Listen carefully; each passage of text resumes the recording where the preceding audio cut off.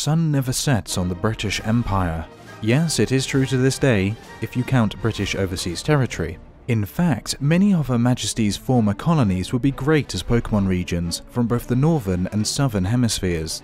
Still, the Pokemon Company has only gone to one former British colony where colonists from their own nation rebelled and won. Alright, ladies and gentlemen, it looks like we might be upon a reveal of the next Pokemon generation, that being the Pokemon Generation 8.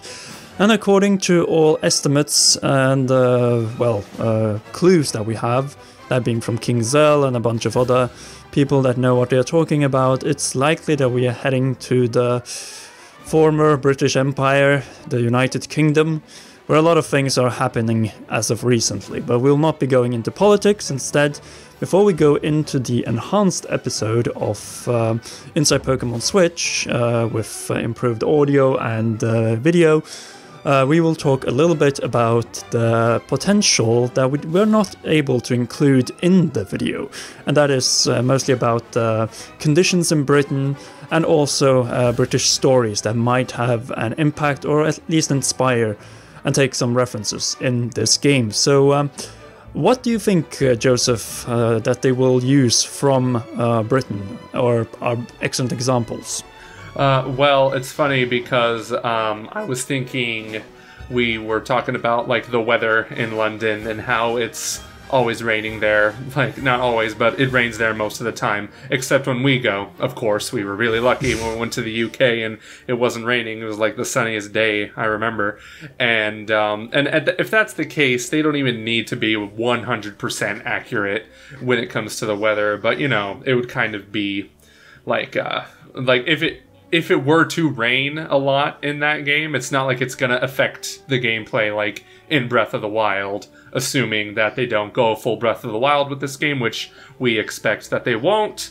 But enough about the weather. Yeah, really, we talked way too much about the weather. But I was thinking more like the architecture and stuff, like the things that, when I think London, I think like the neighborhoods in that place, like with all the houses, that's very, how do you describe Victorian. it? Yeah, Victorian, yeah. Yes, kind of like it is in Brooklyn as well. And that's really all I'm thinking of. And of course, the big landmarks, we're going to see a bridge, maybe even a Ferris wheel, who knows. But yeah, we can expect a lot of royalty with this game if they are basing it in London. And if King Zell says it, it must be true. Yeah, we definitely need, in this case, if we're talking about kings and queens, of course, this is still a rumor, we have nothing confirmed.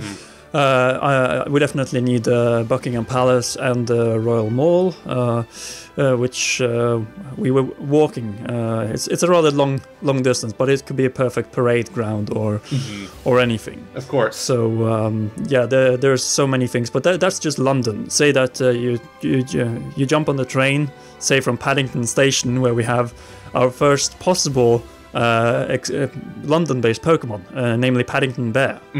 Exactly. It'd be called something like Paddingtus or some crap. I don't know.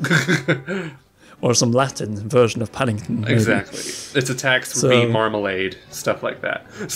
Oh, absolutely. That would be hilarious. But people will love that. That's the great thing about Britain. They have so many great fairy tales, including Winnie the Pooh and his friends, which is a whole number of... Well, they could, of course, use existing Pokemon and just put them together, just like Winnie the Pooh and his friends. Since we already have Incineroar as the tiger Pokemon in that regard. But then again, he's more of a cat, so maybe we could have more of a...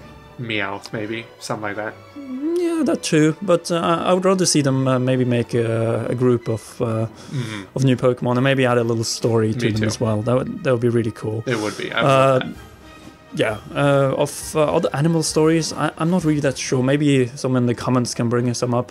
I think we brought also up a few ones in the video that we'll be going over very soon.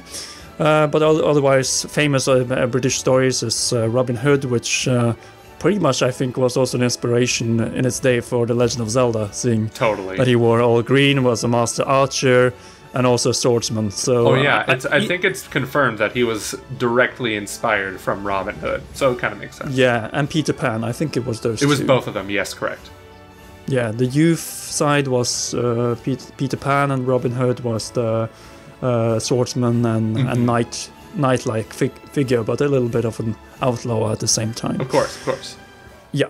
Then, since we were able to cover both Robin Hood and Peter Pan, that is typical stories. Peter Pan is, of course, a very London-based story, while Robin Hood is more of a North English story, Nottingham and the areas.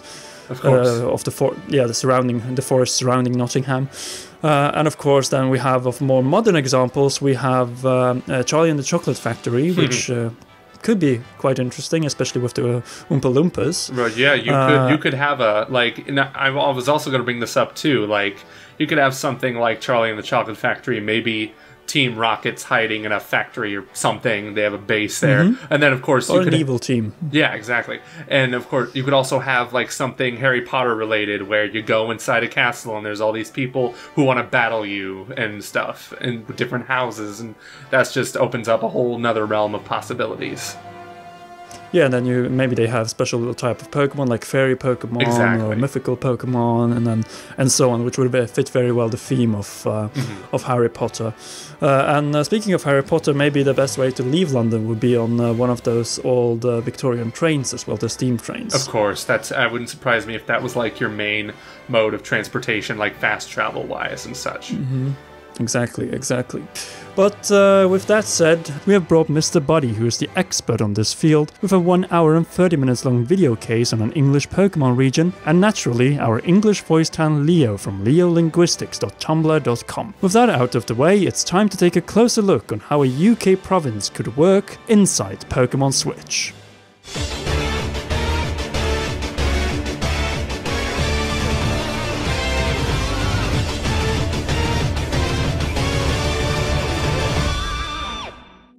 Hello everyone, and welcome to Inside Pokemon Switch. In this episode, we are heading to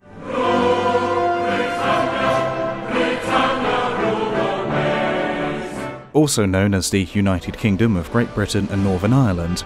As you may have figured out, this is my home country, and as just doing England alone would be a major insult to the great lands of Wales, Scotland and Northern Ireland, we'll be including them too. Yes, this might be an overkill for the game, until you realise that the UK is only half the size of France, or the same size as the Pokemon region of Kalos, aka Northern France if you prefer, and is actually possible to pull off. As such, this video will go over all of them and look at the possibilities the Switch offers for this potential UK region when it comes to exploring the lands in a semi-open world versus top-down perspective, Pokemon variety within these, and finally, gameplay possibilities. The UK is a varied country with wildlife found both on land and in the water surrounding its isles. Seeing this, an extensive variety of existing, although less exotic Pokemon would definitely feel right at home within its massive hilly fields, beaches and cliffs, mountains, lakes, aristocratic palaces, and territorial waters. But how would we explore them all? Multiple ways, no matter if it's a semi-open world or another top-down adventure. The most natural starting point, though, would have to be on board a ferry from Kalos on the way to the cliffs of Dover, where you select your starter Pokemon and for the first time face against the criminal team of this region, say a Team Britannia or Team Redcoats. Say their objective is to restore the might of the former British Empire and make Great Britain great again. Sorry, had to make that joke with all the Brexit debates going on. Obviously, after Alola, we don't even have to be native to the Pokemon region in question, and as such, this time you will likely be a visitor from any part of the world. It will be an interesting concept, and say that you can select a skin tone depending on where you're from, whether that be in Europe, Asia, Africa, America, Oceania, you name it. The point is that you team up with other visiting Pokemon trainers on the boat, and combined you easily defeat the fanatic imperialists. Now you are in Dover, so how will the British Isles be structured from here on out? Well, it depends on whether the game is set in a semi-open or more ambitious top-down world, and this is the dilemma we will face. Going for a semi-open world will grant us more freedom of movement and exploration, but cost us multiple locations and perhaps even entire chunks of the country in question. That will mean that you will be able to freely explore larger open areas of the UK, but this will not be seamless, rather connected to other portions in a similar manner to how we went from province to province in Legend of Zelda Skyward Sword. Say that England is one area, then Wales, then back to England prior to heading for Scotland, and Northern Ireland before you head for the capital area. Most likely we will travel between these by the most British mean of transportation, namely rail, and the style of these will differ depending on the area you are travelling to, with exception of say Northern Ireland, which will have to be reached by boat. All of this can just be cutscenes like in Sun and Moon, or actual bound areas that you explore and battle Pokemon trainers or Team Britannia Redcoats. In other words, if you want as many locations and towns as possible rather than freedom of movement and exploration, then a top-down perspective will be a far more superior option for one simple reason. It requires less development time for Game Freak when it comes to each set location.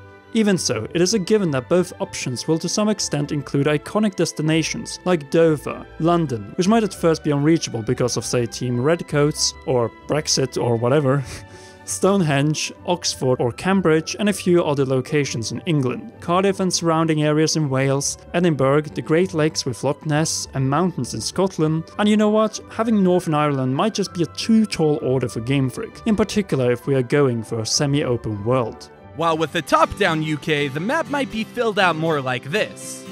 You get the point.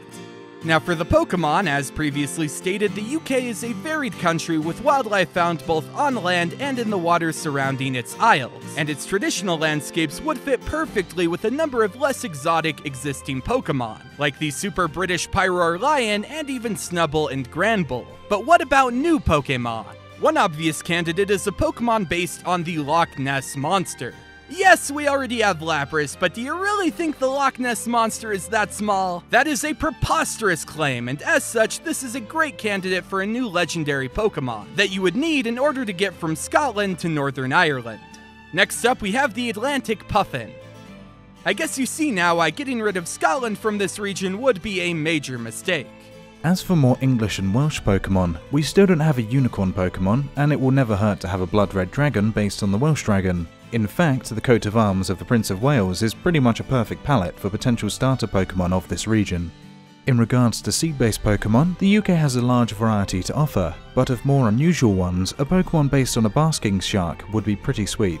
This now leaves us with the activities that can be found in Pokemon's version of the UK. Beside exploration, shopping, and styling your character and Pokemon, this could involve different investigative or even spy missions to reflect the UK's rich history on this field.